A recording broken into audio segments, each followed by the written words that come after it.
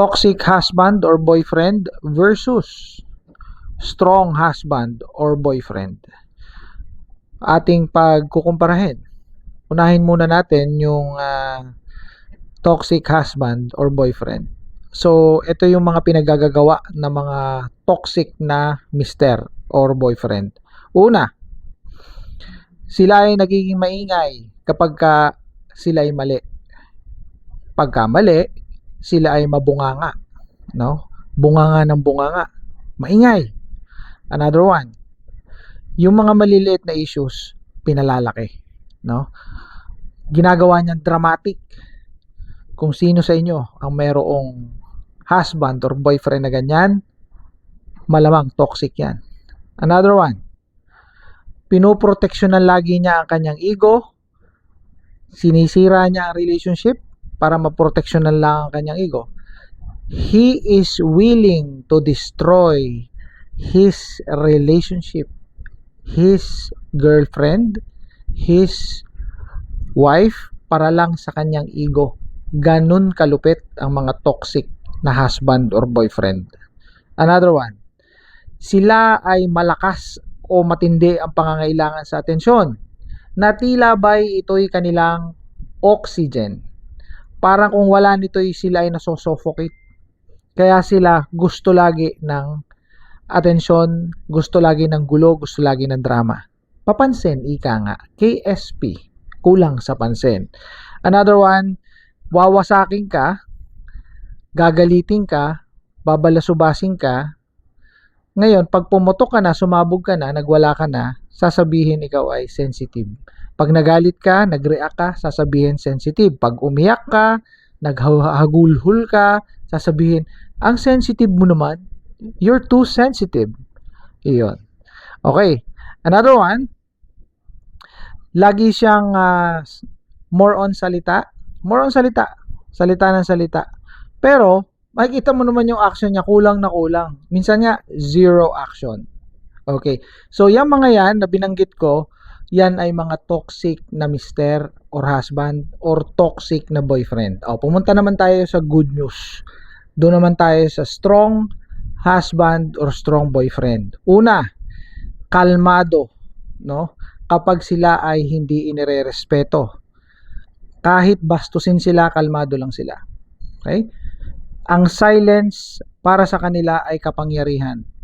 So, calmness is power para sa kanila. Ganun katindi ang mga strong man or yung mga strong husband, strong boyfriend. Another one, pinifix niya o inaayos niya ang problema ninyo, problema ng relasyon, at hindi siya naninisi. Hindi siya nagpupush ng tinatawag na blame games o yung nagtututuro o binabaliktad ka.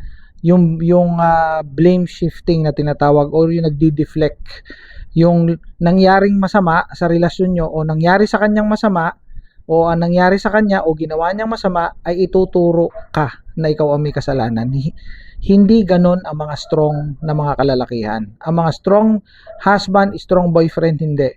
Inaako nila yung responsibilidad, inaako nila yung kanilang pagkakamali. I-finifix nila to, ginagawa ng paraan, inaayos. No? So, fixing things sa relationship. Ganon katindi ang mga strong man. Okay, let's go now to another one. Walks away instead of begging for attention. No?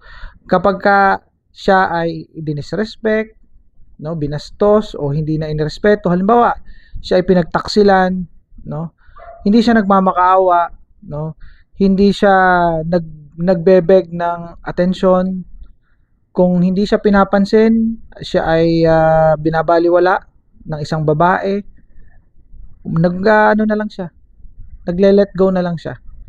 Kasi mataas ang respeto niya sa kanyang sarili. So, kasama din yun sa pagiging strong husband, strong boyfriend, or strong man.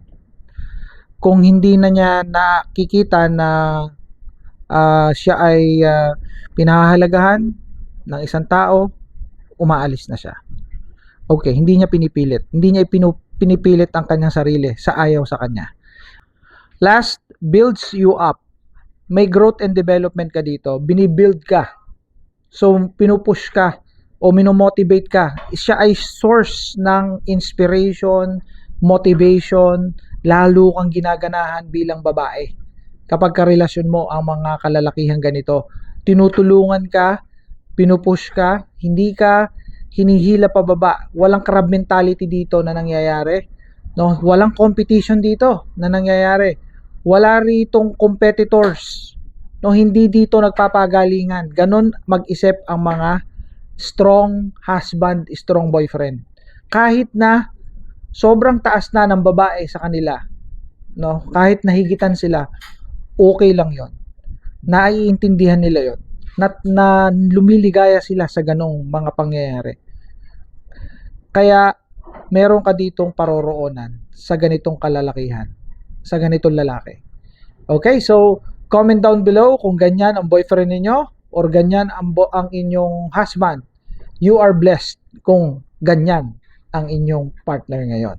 See you in my next content. Bye for now.